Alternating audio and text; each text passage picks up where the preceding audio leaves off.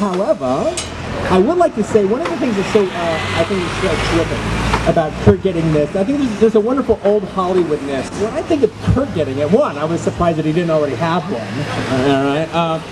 But there also is this aspect where, you know, Kurt comes from an acting family. His father, Bing Russell, is the type of actor that I'm not even sure that they exist anymore.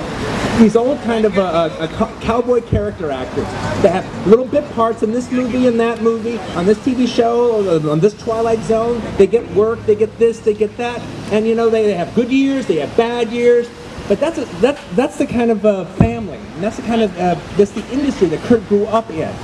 And then as a young man, you know, before he started starring in movies, even in the Disney movies, he's guesting on TV shows. I in particularly remember Lost in Space, all right, that I saw when I was a kid, with Michael Ansara played his father, and him and Will Robinson had kind of this mano-a-mano, who's the bigger man test.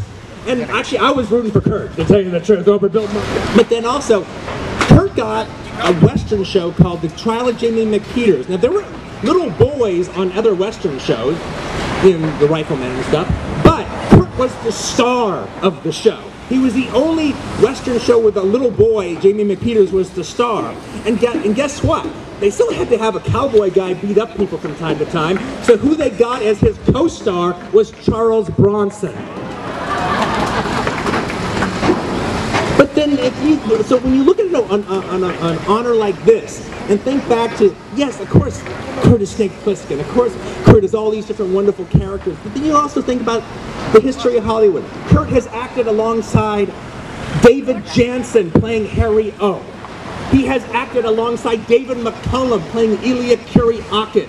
He has acted alongside Michael Parks as Bronson. All right, Cameron Mitchell as Buck on High Chaparral. You know, one of the things when we did Hateful Eight was it was very much inspired, as far as I was concerned, by a lot of the episodic Western TV shows. Kurt is the only guy I could have cast who has been on a High Chaparral. He's been on the Virginian. He's been on these other shows. So I think it is just this wonderful thing for like the history of Kurt's career that we are here right now today.